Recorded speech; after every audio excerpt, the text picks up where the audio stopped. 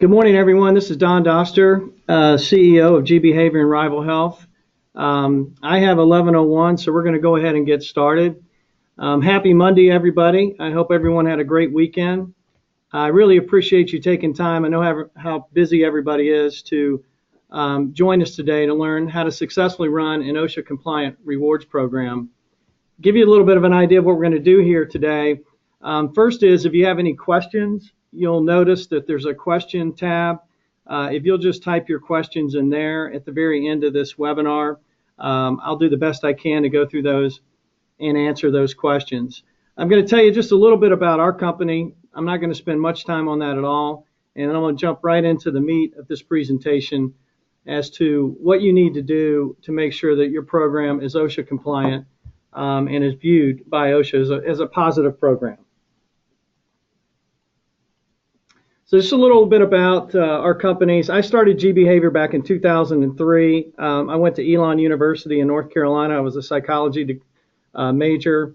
I did some internships in industrial psychology. My wife's actually a PhD psychologist. That's where the whole behavior comes from. From about 2003 to 2009, our primary focus was in the areas of going into companies and looking from a behavioral base what they were doing safety-wise and why they were having accidents, and then designing a OSHA-compliant program to incent and motivate employees to follow basic procedures to ensure a lower record of accidents over time. And we did that from 2003 to 2009. We have a track record of reducing OSHA recordable injuries between 40 and 60% in the first 12 months anywhere that we go. One of our customers actually here in Georgia, South Georgia, we helped them reduce their accidents 64% in a 12-month period of time. The person that was running that program was also not only environmental safety but health, and had asked us whether or not we'd ever considered getting into the health and wellness space using our same methodology. So in 2009, we did that. It's been very successful. And most recently here in March of this year, we merged with a company called Rival Health out of North Carolina that has a platform that specializes in nutrition and exercise. They also have a mobile presence, so we're bringing those two together, and we're going to be launching a brand new platform in the first quarter of next year. So we're very, very excited about that. This is just a brief list of some of our customers. We have a wide range of experience, anything from, you can see Schneider Transportation on the far left, largest private truckload carrier in North America, to Kaiser Permanente, to BB&T. So our methodology works just about any industry that we've ever been in. It will work. So hopefully as we get through this today, you'll see that. We have two verticals. We really focus on safety, manufacturing, transportation, utilities, and then we have the health and wellness vertical, specifically focusing on some chronic areas between diabetes, hypertension, and high cholesterol. So I want to jump right in now, and I want to talk about the mandate that came out in 2012 by OSHA in reference to safety incentive programs. This kind of opened up a can of worms where a lot of employers interpreted this as if OSHA did not support any type of incentive programs, and that's not necessarily true. And I want to dig into exactly what they did say. This past year, in 2016, and everybody knows, they came back and they restated that exact mandate and put a little bit more teeth into it, and were a little bit more specific as to what they were looking for. As a big picture, kind of as an umbrella looking down on this, the biggest problem with safety incentive programs in the past has been their design. As an example, OSHA doesn't support anything that would encourage the non-reporting of injuries. So when you think about a design of a safety incentive program, what might do that? Well, a lot of programs, when you pull into a plant or pull different places, they'll say, hey, we've gone X amount of days without a lost time injury, or we've gone X amount of hours without a lost time injury. And a lot of programs are focused that way. So they'll say, hey, if we go 6 months this year without a lost time injury, then everybody's name's going to go into a hat, and we're going to draw a few of those out and see who wins. There's a couple of problems with that. that OSHA does not like. The first is let's say that we started this in January, went January, February, March, all the way through June, and we're in July, we're about to win, and somebody has an accident. They realize at that moment when they have their accident, not only will it affect them and their ability to earn that award, but it will affect everybody else in the plant. So the natural tendency in that case is what they call the bloody pocket syndrome, and that is to hide that accident. The other thing OSHA doesn't like about that is they had 6 months of safe behavior where nothing happened and nobody was rewarded for that. And then when they did do the reward, only a few people actually won the reward because it was done from a drawing. Unfortunately, a lot of the programs that are out there are designed that way, or they're all team-based. So let's say that I'm working for a certain department or team, and I'm in a high-risk area, and it says if we go an entire quarter without an OSHA recordable injury, then again, we're going to put people's names in a hat, and somebody's going to win a drawing. Once again, same type of environment. I've gone that period of time. I haven't had an accident. Something happens. It could be minor. It could be even major in some situations. Ankle sprains, things of that nature. And I try to hide it because I don't want to jeopardize my reward or my teammates' reward, or even worse than that, that I'm going to create an environment in which I work where my fellow employees are going to get really angry with me. So why is the mandate necessary? It says some employers establish programs that unintentionally or intentionally provide employees an incentive to not report injuries. And I have a theory, after doing this for this long, I don't know too many places where an employee is going to come in the morning and say, I'm going to get hurt today. Generally, what I see is if they're doing a job day in and day out and they're not having an accident, then they fall into a false sense of security that they're working safe, when in fact, they may be taking risk every single day. And some of the most common risks that I see are they're just not wearing the proper protective equipment, or they've been doing a job a certain way, and for whatever reason, they have not gotten hurt previously. And I'm going to tell you a little story. And by the way, through this presentation, I'm going to tell you real life stories of what I've seen over the years. But client we worked with, it's a sawmill. A person had been with the company for 25 years. They were working in a particular area, and at the end of the shift, they were locking and tagging out. And if you were in there, the noise level, you have to have earplugs. The noise level was so high that they actually had different lights, green, yellow, red, and it would come all the way down to green, and then it would say safe. Safe meaning you can now start working on this particular machine. And this particular employee, evidently, when it got to green, felt like, okay, it's safe, and they would start working on the machine, and been doing this for evidently a long period of time, because when OSHA came in and investigated the accident I'm about to tell you about, and they started interviewing the coworkers said, yeah, we've seen him do this for a lengthy period of time. Unfortunately, on this particular day, when he put his hand up underneath, a blade caught it and cut off his hand. Somebody had been doing the job that way for years, for whatever reason, was very lucky that they had not had an accident prior to that, but just was not following the proper procedures from a lockout tagout perspective. And the more interesting part about that were the coworkers that were there that had seen this particular individual doing that and never said anything to him about it.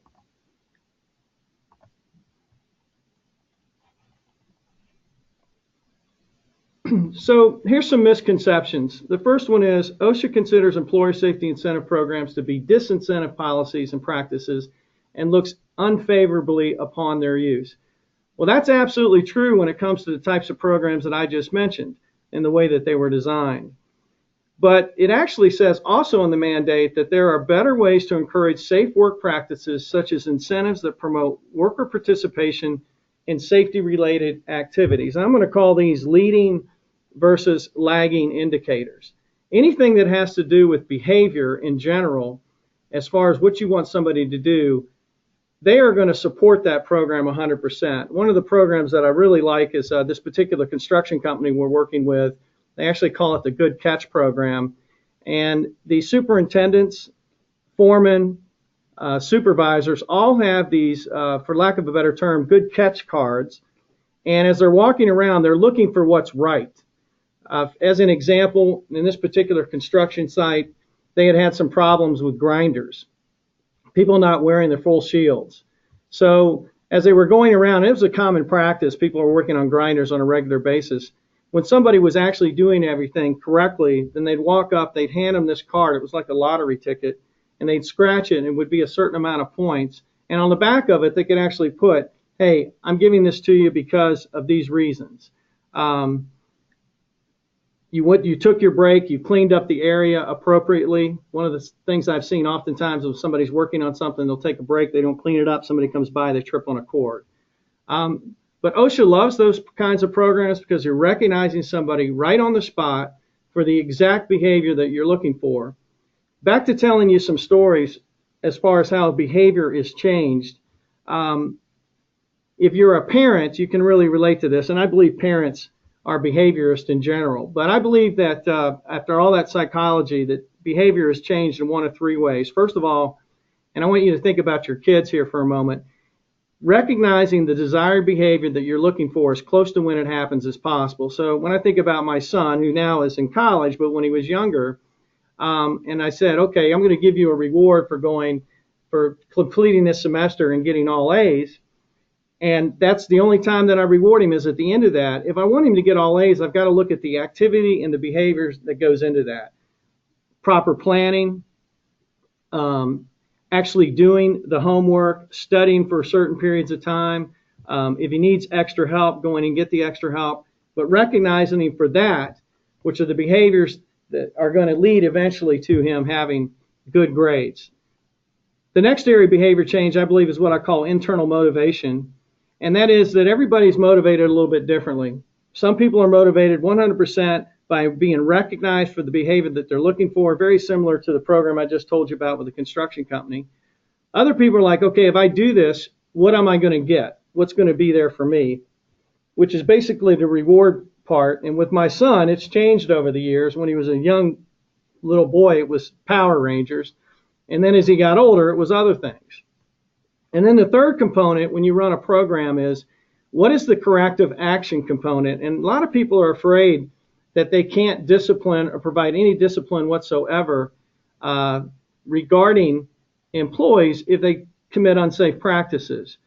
If you're having regular training and you're documenting that training and somebody has an accident and it's clear that they violated a procedure, safety procedure that they've been taught which related to the accident, you're free to take some disciplinary action at that point in time.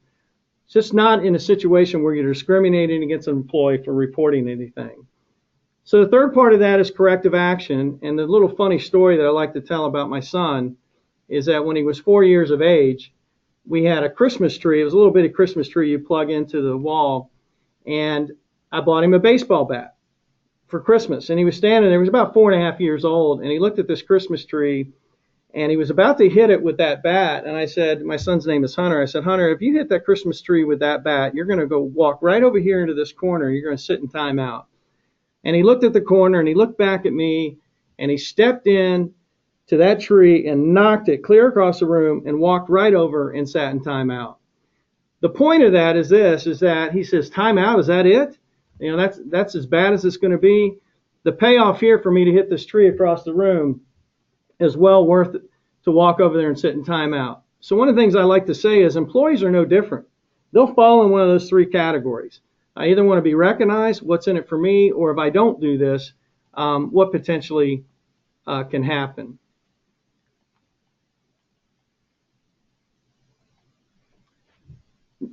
Misconception 3 is safety incentive programs are all about reducing accidents and do not create a culture of recognition and good performance. Again, that is true if it's not structured right, but the mandate says incentives can be used for recognition of employees, such as for suggesting ways to strengthen safety and health, and for the completion of safety and health training. It's amazing when you start getting people to look for what's right and suggesting what's right, and not only recognizing emerging hazards, but correcting them. I think some companies fall short by saying, okay, tell us what's wrong, but beyond that, don't only tell us what's wrong, but tell us your thoughts about how to correct that. The other misconception is safety incentive programs haven't evolved with innovative ways to reward safe behaviors.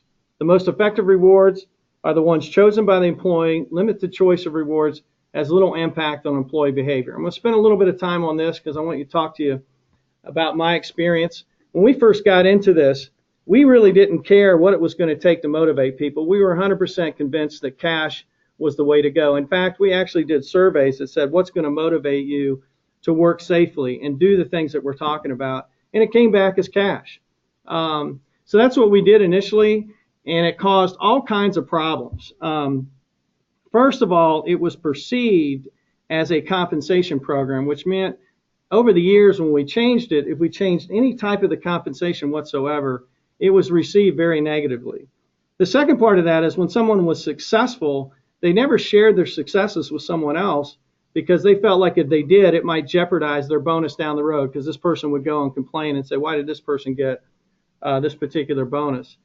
The other was there was no recognition value to that, no tangible reward. In other words, most of it was the bonuses were actually put into the regular W-2 income, and it would be direct deposited and it would go towards paying bills. So we got out of that business and we really started looking at what really motivates people. And what we found was the power of choice. If somebody gets to choose their reward versus the company choosing it for them, that is very, very motivating. And to give some tangible examples of this, and I apologize if if I step on anybody's toes here, but a lot of companies believe that their branded stuff really motivates people. And as a CEO of my company, I love it when people wear our brand. But if you give somebody the power of choice, let's say they're earning points and they get to choose what they want, and they have the opportunity to choose to go on a trip, or they have the opportunity to choose like a Home Depot card or a Target card, and they have kids or things of that nature, or they could choose a branded shirt with our logo on it. We have found over the years they don't choose that. They tend to choose what they need. Something goes wrong at the house, maybe a dishwasher goes out or something of that nature, and they want to redeem for a Sears card. So what we like to tell our clients is, don't think that you know what's going to motivate your people. Open it up, the incentives, and give them the power of choice to choose what they want. So digging a little bit deeper here, I want to actually get into, well, Don, what are you talking about? What are some leading indicators?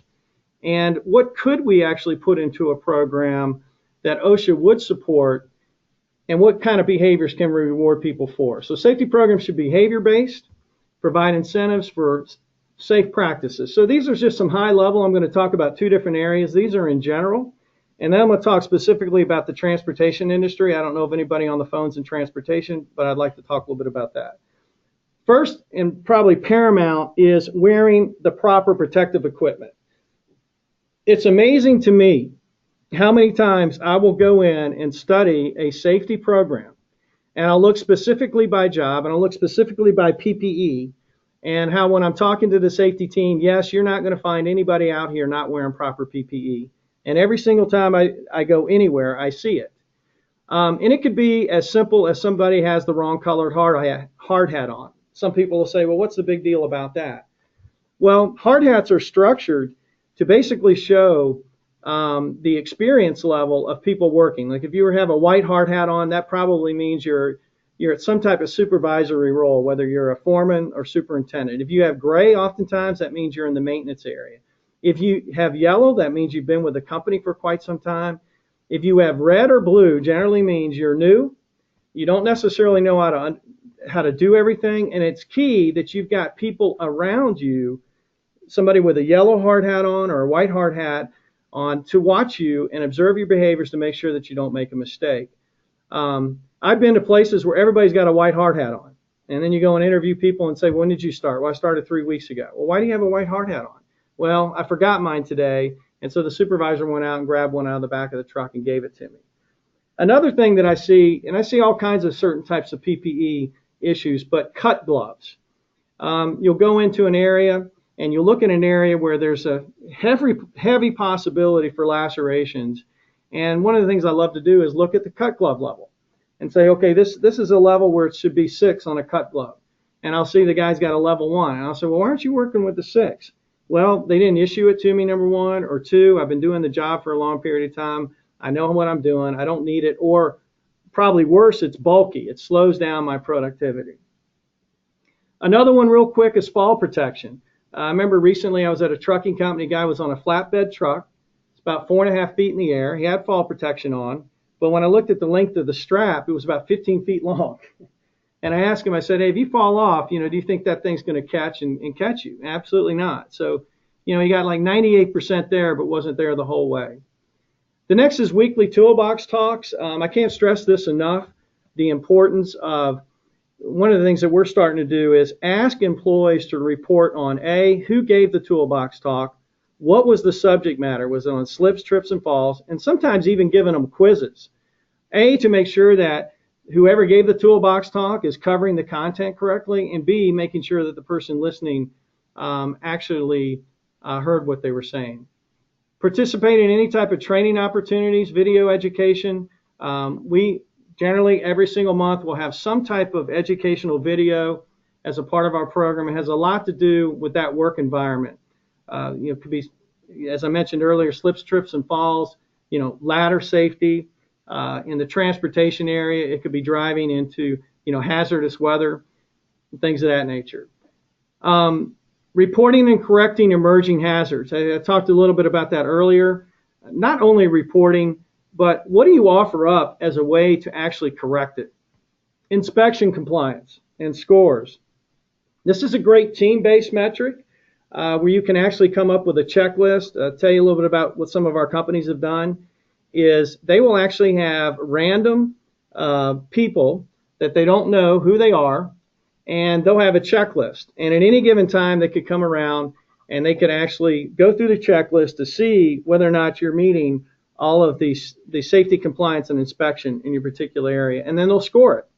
And if you get a score, let's say, of 95 or above, then everybody on the team will earn X amount of points. But that's a great team-based metric because that gets the team involved in looking at the cleanliness of the particular area and making sure that they're compliant. Appropriate work methods, recognizing that on the spot. If somebody's lifting, are they lifting appropriately? Did they ask for assistance? Ladder safety, in the summertime, there's more ladder injuries. One of the things that I see is, are they even going to get the right ladder? Sometimes they may be working on a ladder. They need to get to an area that's a little bit higher. They don't want to walk out to the truck, pull it off the truck, bring the right ladder over. So they try to do it on this ladder, and notoriously an accident happens. And unfortunately with ladders, when an accident happens, it's oftentimes very, very severe.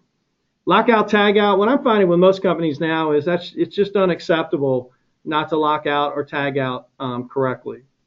Reporting any type of near miss, because if it happened once, it's going to happen again. And not only reporting the near miss, but why did it happen? What can be done in the future to prevent such a thing? Now, one really quick way to make OSHA very happy with your program is to actually reward people for incenting them to report their injury as soon as possible. I'm going to give another example of a company we're working with. That was a company out of Vicksburg, Mississippi that was actually putting CO2 pipe in the ground down to New Orleans to help to pump into the oil fields, maybe produce more oil. And they were plowing through some pretty rough areas in the swampy areas. And one of the big problems they had were spider bites. So people would get bit on the job. They weren't really thinking about it, thought it might be a mosquito or a beetle or something of that nature, and they wouldn't report it. Next thing you know, somebody's got an abscess growing up on their hand or their arm, and they end up spending time in the hospital. So encouraging people and rewarding them for reporting anything, no matter how minor it could be, because if you catch things early like that, it may not turn into an OSHA recordable injury. Something we're seeing all the time now is, are your supervisors, are they engaging the employees in safety conversations surrounding their job? And the last one there is cleanliness. On the transportation side, what are some behaviors that I'm seeing now that are really being measured? Hard braking, which is a 7-mile-an-hour deacceleration of 1 second at a time. Roll stability events, that's when a truck is going into an exit ramp and it measures the speed of the truck and the weight of the truck. And if it moves a certain amount, that is a roll stability event. They went into it too hot. Roadside inspections, either not having one or having clean inspections. MORs, those are motorist observation reports. For those that may not know, that's when you're going down the road, says, how's my driving? And there's an 800 number on the back. And that is not having those or having positive ones. PMs, preventative maintenance.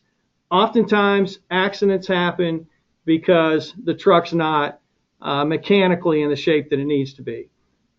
Tires are too worn. You know, if a tire blows, that could create an accident. On top of that, can create an out of service, which has a domino effect. Whatever the load is that the person is carrying doesn't get there on time. So PMs are critically important. Driver scorecards, which measures all kinds of different things related to safety, speeds there. A lot of the data software out there today now with trucks actually triggers excessive speeding, which is 10 miles an hour over the speed limit. So a lot of the companies that have that kind of data software now, that's a part of our program. Drive cam, for those that don't know what drive cam is, that is a camera in the cab of the truck that records the driver and then what's in front of the truck, and it's about an 8 to 12 second video that if there's any incident that happens. So not having a negative drive cam event, idle time, OS&D, which is over shortage and damaged freight, making sure that you're adhering to the hours of service laws today and not having any log falsifications. So just briefly, I'm just going to run through some of this because I went through it pretty quick already. Reporting near misses and hazardous behavior conditions should be focused on actions that will prevent future occurrences. Again, leading versus lagging indicators. Praising and recognizing employees for what you're seeing, not for what you're not seeing. Again, another company we're working up with in Charlotte, North Carolina, I can remember after working with them for about 6 months, they had 4 OSHA recordable injuries the first 2 months on the job. This was a VA hospital up there, and they completed the job the remainder of the time with 0. And one of the superintendents told me, he says, the first time in the history that when I went on a job site, I was looking for what was right versus what was wrong. And ironically, the things that used to be wrong ended up getting corrected just by recognizing people for what I was looking for.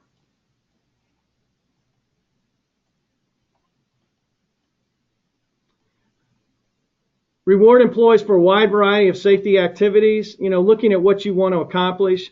I had mentioned, again, some of the certifications, whether it's CPR or other things to triage injuries. I remember specifically a client that we had where they only had one person that was certified in CPR and first aid. So one of the first things we did was we put a lot of people through that. They got certified, and they were able to actually triage a lot of the injuries on the spot, so it never ended up having to go to a clinic or turn into an OSHA recordable injury. Getting people involved. One of the things that we've seen a lot is rewarding people for taking a specific topic and in one of the safety meetings actually taking that topic and presenting it. I think you guys probably know that I think the number one fear in the world is speaking in public, and I think the number 2 is death. So speaking in public is actually higher. It's amazing when you take an employee that's been with a company for a long period of time and you say, hey, listen, I want you to do the next presentation and the next safety meeting, and I want you to do it on eye protection, you know, and give it to them. You know, they'll fight you a little bit, but once they study it and they do it in front of their peers, it's amazing how the peers want to get involved. Hey, I'd like to do that too. I'd like to take a subject. And it's amazing how much more they listen to their peer versus actually listen to their superintendent or their foreman that's doing it every single week. Encourage employees to take part in activities such as writing slogans, you know, owning it. We're in a situation right now with a company where they're actually, they put it out to their employees, hey, come up with a slogan that really speaks to what we're trying to do, and then they reward that employee if that's the slogan they end up going with.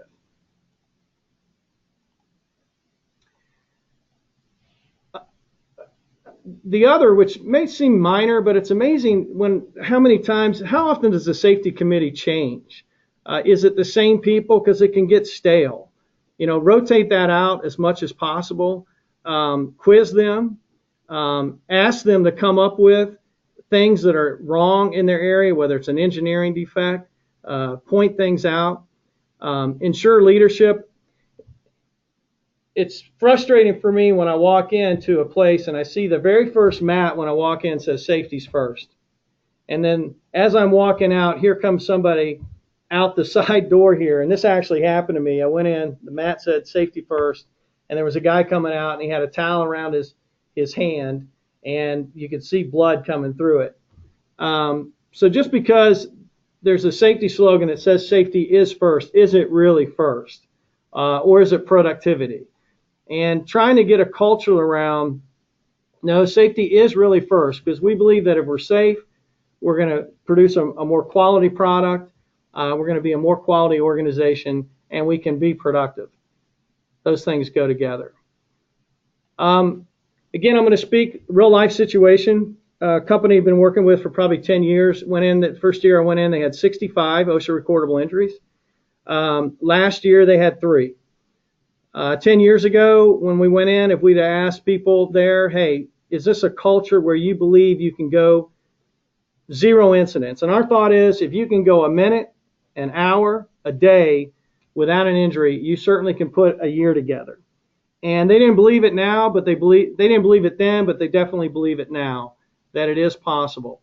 So that's the other thing I want to talk about, is don't set the bar too high on things. Like, let's come back to the inspections. If you're just implementing a new inspection program, there's a lot of different things they need to do they haven't done, is you may not want to start and say, okay, nobody's going to win unless it's perfect.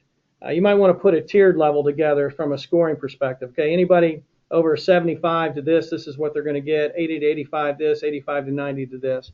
If the bar's too high, I find that employees actually give up.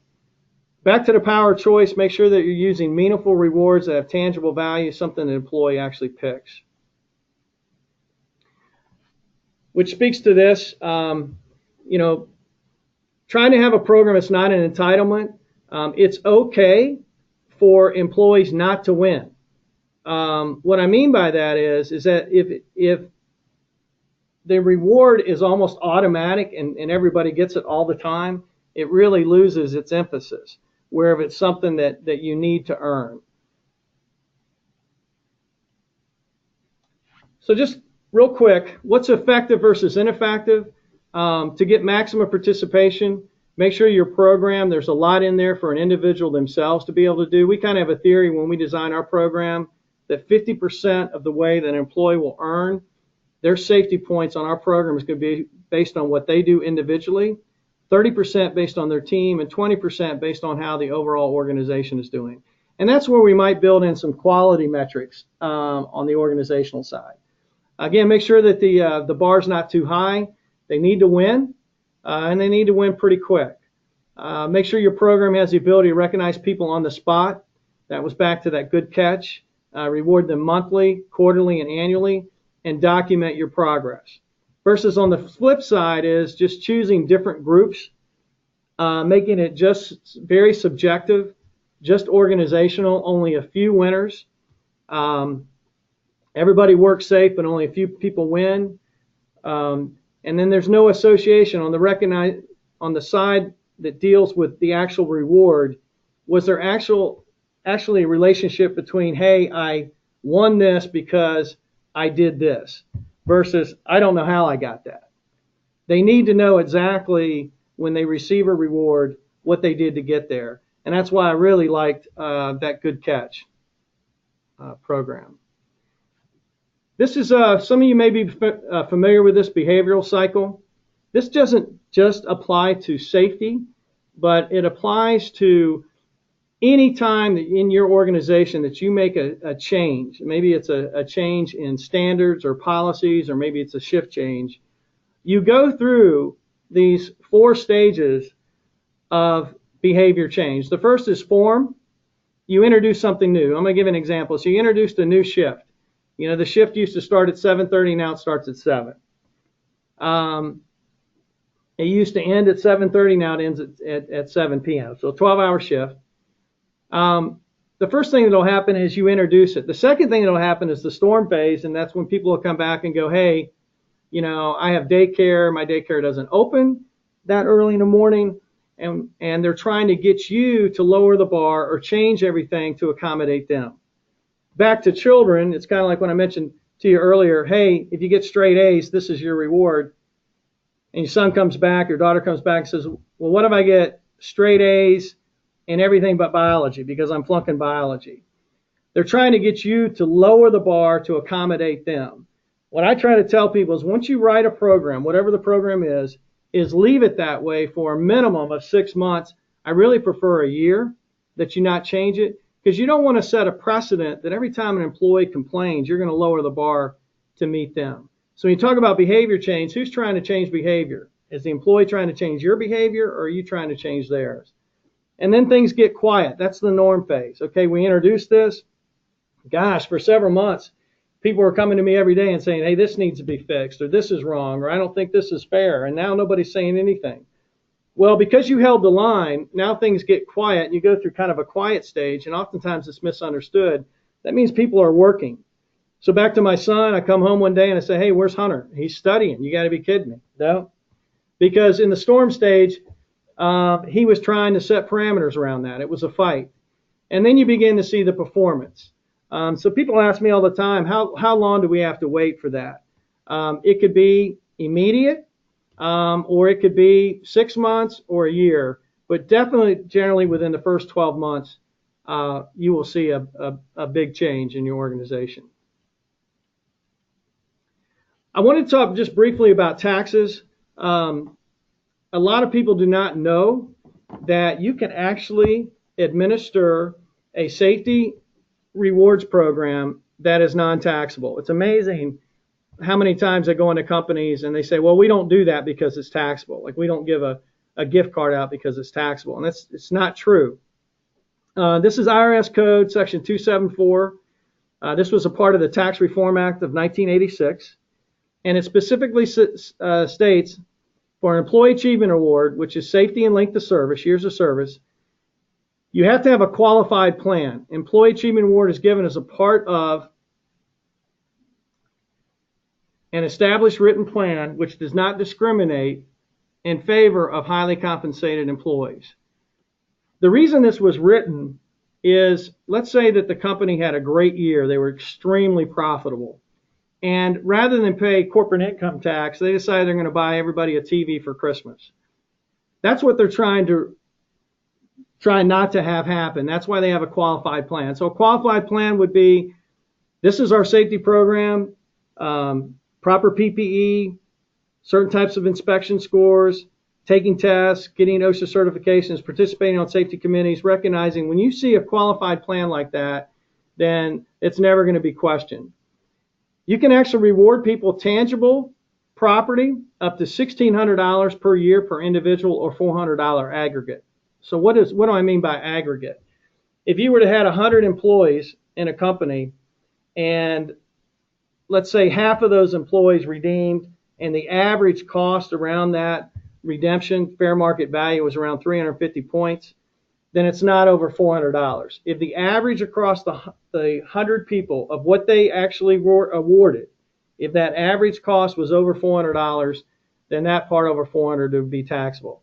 I got to tell you, I've been doing this for over 20 years. I've never been in a situation where that ever happened. But if you don't know that and you're currently taxing everything, I would highly encourage you to point your accountant, CFO, controller.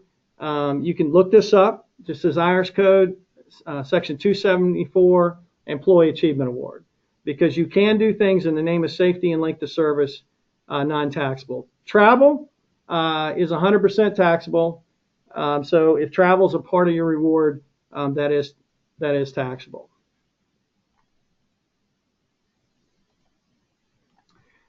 Should you need to reach us, if you're interested in learning a little bit more or want to set up a demo, or just have some general questions, I'd be glad to ask you. One of the things I really enjoy is when people have a program and they come to me and say, hey, Don, we're doing it. Let me give you an example of that.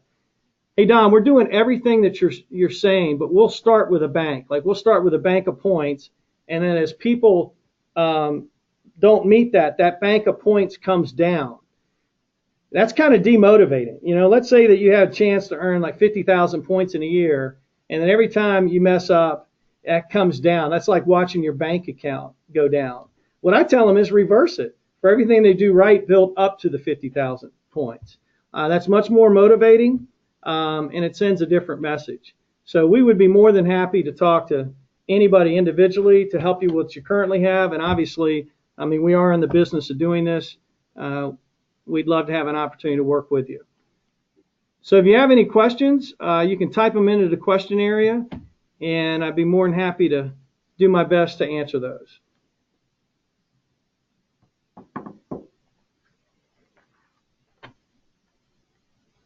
Okay, I just got a question asking me about industries. What industries have we done this in? I mentioned transportation. We've done it in healthcare, manufacturing, nursing homes, distribution centers. Probably the only area where we haven't done a lot is in the hospitality industry. The turnover is so high, like in the restaurant business and things of that nature, it's kind of hard. But if you were to do something there, it would probably be, management based. See if anybody else has a question.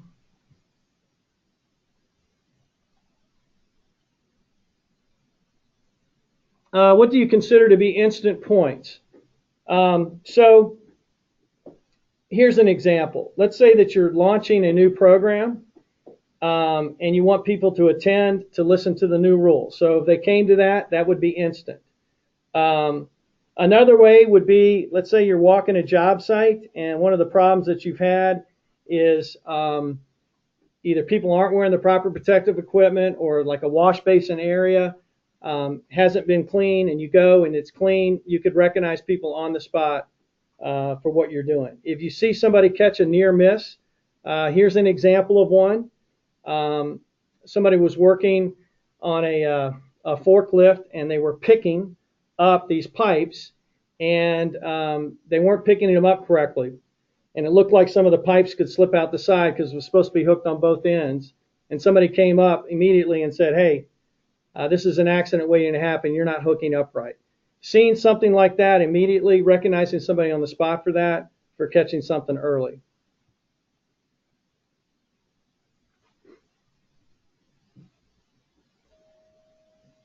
I got another question asking me about how long it takes to get a program going.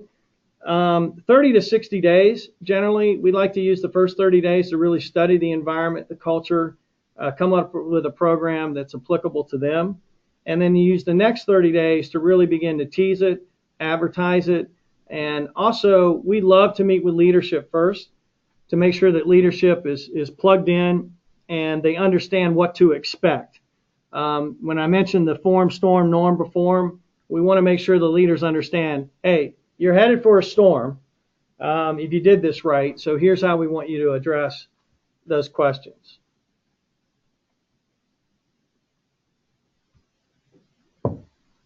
Anything else? Well, hey, once again, happy Monday. I really, really appreciate everybody getting on today and spending the last 45 minutes with us. Here's our number. Here's our email address. If you have any questions, again, please reach out to us. Have a great week and happy Halloween.